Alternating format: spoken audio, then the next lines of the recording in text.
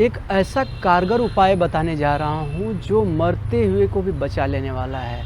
यदि किसी को हार्ट अटैक हो रहा है तो उसको ये सेव कर लेने वाला है, उसको बचा लेने वाला है। टेम्परेरी आपको डॉक्टर के पास तो जाना ही है, हॉस्पिटल में तो जाना ही है फर्दर जो भी मेडिकेशन है उसके लिए, लेकिन उस मेडिसिन के साथ साथ आप इसका भी प्रैक्टिस कर सकते हैं। अभी रिसेंटली मैंने बहुत सारे ऐसे न्यूज़ देखे हैं, यहाँ तक कि हम अपने मशहूर कॉमेडियन जो राजीव श्रीवास्तव सर हैं उनको भी हमने खो दिया, और बहुत सारे एक्टर्स को।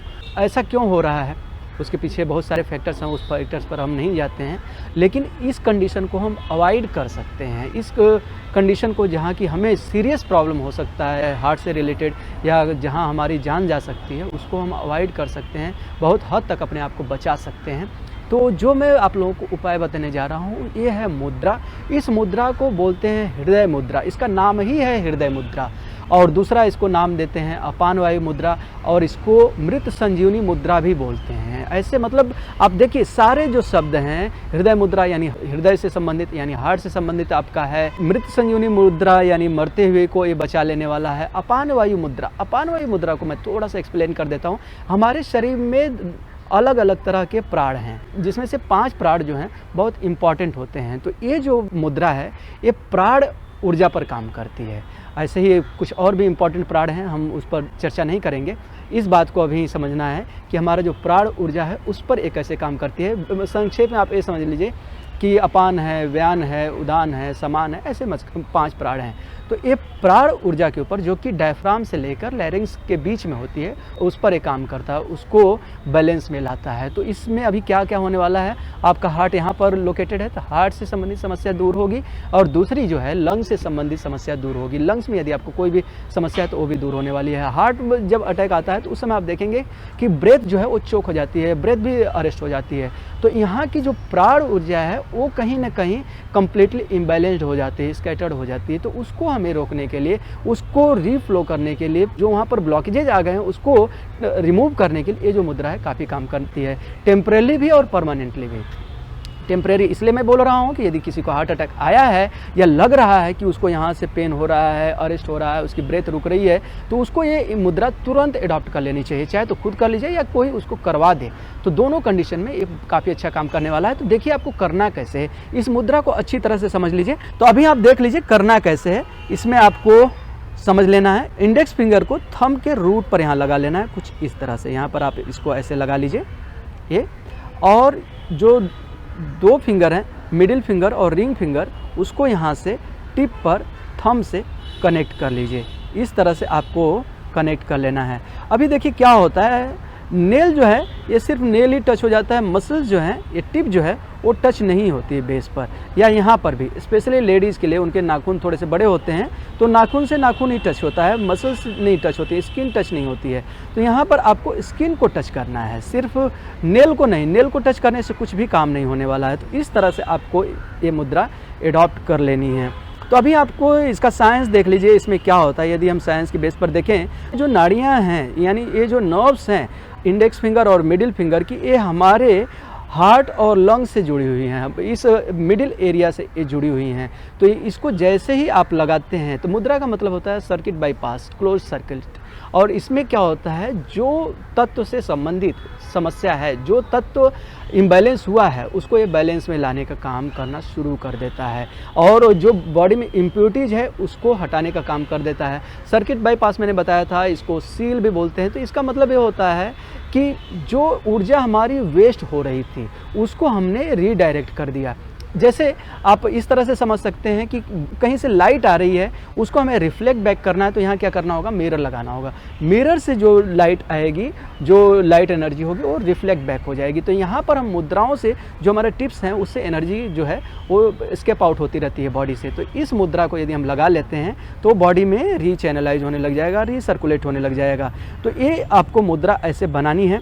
अब इसको करना कितने देर है, तो इसको करने के लिए आपको 15 to 30 मिनट्स आपको करनी है। 15 से 30 मिनट तक आपको इसका अभ्यास नियमित करना है। अब आपको इसको करने के लिए कोई स्पेसिफिक आसन चाहिए या ऐसे ही कर सकते हैं, तो इसको एज सच आपको कोई आसन की ज़रूरत नहीं है। जैसा कि अभी आप देख रहे हैं मैं इस तरह से बैठा हूँ, तो ऐसे भी आप बैठकर चाहे तो मुद्रा को लगा सकते हैं, चाहे तो सिद्धासन में बैठ सकते हैं, पद्मासन में बैठ सकते हैं, अर्ध पद्मासन में बैठ सकते हैं। आपको जिसमें सुविधा हो उसमें आप बैठ जाइए। देखिए, एक विधिवत करने का तरीका अलग होता है, एक टेम्परेरी करने का तरीका अलग होता है। अभी जो मैं कर रहा हूँ ये बहुत विधिवत नहीं है, अभी मैं आप लोगों को सिर्फ बता रहा हूँ और विधिवत भी मैं करके दिखाने वाला हूँ। तो इसमें आपको किसी भी आसन में बैठ जाइए। आसन में बैठने के बाद नेत्र को बंद कर लीजिए और नेत्र को बंद करने के बाद आपका जो कंसंट्रेशन है, एरिया ऑफ कंसंट्रेशन जो है वो आपका होना चाहिए चेस्ट यानी डायफ्राम और लैरिंग्स के बीच में। आपको इस एरिया में अपना जो ध्यान है उसको केंद्रित करना है। यहाँ पर हो रहे सूक्ष्म परिवर्तन को अनुभव करने की कोशिश करनी है। ये आपका एक्चुअल प्रैक्टिस हो गया, यानी किसी आसन में बैठ गए और आपने नेत्र बंद किया और इस एरिया में आपने कंसंट्रेट कर लिया। मुद्राएं कोई भी हो उसको चलते फिरते नहीं लगानी चाहिए, इस बात की सावधानी रखेंगे।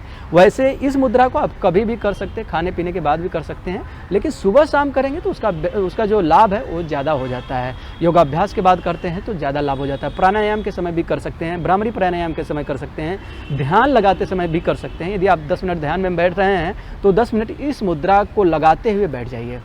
एक और बात देखिए, कोई भी मुद्रा या कोई भी चीज़ अकेले यदि आप करते हैं तो वो पर्याप्त नहीं होता है। मुद्राएं जो हैं वो सूक्ष्म ब्लॉकेजेज जो है उसको रिमूव करती है, आसन जो है वो ग्रॉस ब्लॉकेजेज को रिमूव करता है। तो आसन आपको करना है, प्राणायाम आपको करना है, आपका आहार विहार सही रखना है, उसके साथ साथ ये मुद्रा लगाना है। तो आप क्या हो रहा है कि आपने फिजिकल भी कर लिया, ग्रॉस ब्लॉकेजेस के ऊपर भी काम कर लिया और सटल ब्लॉकेजेस के ऊपर भी आपने काम कर लिया और ओवरऑल जो इंटरनल जो खान पान से होने वाली है उसको भी आपने दूर कर लिया। तो जब ऐसा सब कुछ करते हैं तो कंप्लीट आपको जाकर बेनिफिट मिलता है। लेकिन मैंने जैसा आप लोगों को बताया था कि हार्ट के कंडीशन में इसको आप कर लीजिए। यदि किसी भी तरह का आपको चेस्ट कंजेशन है या ब्रीदिंग में आपको प्रॉब्लम है या लंग से संबंधित कोई समस्या है तो इसको जरूर करिए, आपको इसमें फ़ायदा मिलेगा और वायु से संबंधित समस्या में भी ये काफ़ी कारगर होने वाला है। तो इस मुद्रा को आपको करिए और स्वास्थ्य लाभ लीजिए। अभी मैं आप लोगों को विधिवत करके दिखा देता हूं कि कैसे आपको करना है। तो इस तरह से आपको बैठ जाना है, जैसे आप पालथी मारकर बैठ जाइए। अभी ये कोई आसन नहीं है, सिर्फ सुखासन में बैठ गए हम। अभी मैं अर्ध पद्मासन लगा लेता हूं और यहाँ पर अब देखिए पद्मासन मैंने लगा लिया। अब पद्मासन में आपको स्पाइन को इरेक्ट करते हैं तो उसका एक अपना फ़ायदा होता है। स्पाइन जो हमारा प्राण ऊर्जा है वो स्पाइन के चैनल के थ्रू ही फ्लो होता है। तो स्पाइन जब आप इरेक्टेड रखेंगे तो कॉन्शियसनेस बाय डिफ़ॉल्ट आपका बढ़ जाएगा और इसके साथ साथ जो प्राण के फ्लो में जो ऑब्स्टेकल्स आने वाले हैं वो भी दूर हो जाएंगे। तो यहाँ पर आप देखिए कुछ इस तरह से आपको ये मुद्रा बनाकर ऐसे बैठ जाना है। हाथ को ऐसे कुछ लोग स्ट्रेट करके शरीर को तनाव में करके ऐसे बैठ जाते हैं, नहीं, यहाँ पर आप कोई फ़ोटो नहीं खिंचा रहे हैं, यहाँ पर आप अपने लिए कर रहे हैं। तो वही पोस्चर एडॉप्ट करिए जो आपके शरीर के लिए अच्छा है, जिसमें आप आराम से रह सकते हैं, वैसे ही पोस्चर आपके होने चाहिए। तो इस तरह से आप एल्बोज़ को जो है बेंड करके थाइस के ऊपर रख लीजिए और स्पाइन को स्वाभाविक रूप से सीधा करिए, ऐसे तनाव में नहीं, एकदम ऐसे टाइट करके नहीं, स्वाभाविक रूप से सीधा करिए। स्वाभाविक रूप से सीधा रखने और टाइट करने में बहुत डिफरेंस हो जाता है। तो यहाँ पर इस तरह से आप बैठिए, नेत्र को बंद करिए, चेहरे से तनाव को दूर करिए और थोड़ी देर के लिए हृदय क्षेत्र में ध्यान करिए।